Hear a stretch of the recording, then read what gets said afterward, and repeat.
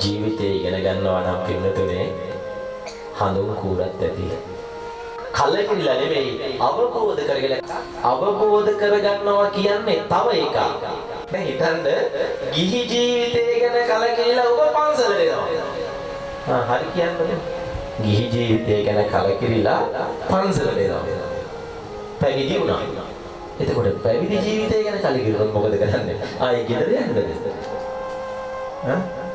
කලකිරනවා කියන එක ඩිසෝඩර් එකක්. අක්‍රමිකතාවය. ඒක ડિප්‍රෙෂන් වලට පවා එන්න පුළුවන් ඇතම් විටක. හරි?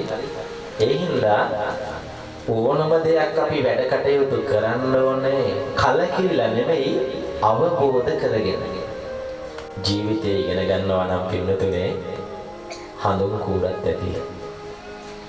ජීවිතය ඉගෙන ගන්නවා නම් අපිට වෙන මොනවත් ඕනේ නැහැ. හඳුන් කූරත් ඇති. හඳුන් කූර පත්තු කරපු වෙලාවේ ඉඳන් එක දෙයක් වෙනවා. මොකද වෙන්නේ?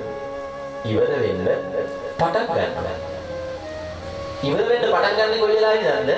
පත්තු කරපු වෙලාවෙ ඉඳන්.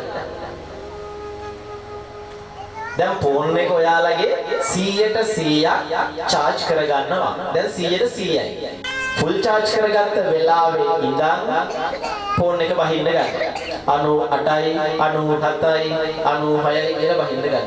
ඒ බහින්න ගන්නේ full charge කරපු වෙලාවේ ඉඳන්. ඒ වගේ හඳුන් කූර ඉවර වෙන්න පටන් ගන්න. ඒක පත්තු කරපු වෙලාවේ ඉඳන්. ඉවර වෙන්න කම්ම සුවඳ දෙනවා. ඒ තමයි හඳුන් කූර. ඇයි අපිට ඒ වගේ ලස්සන ජීවිතයක් ගත කරන්න බැරි?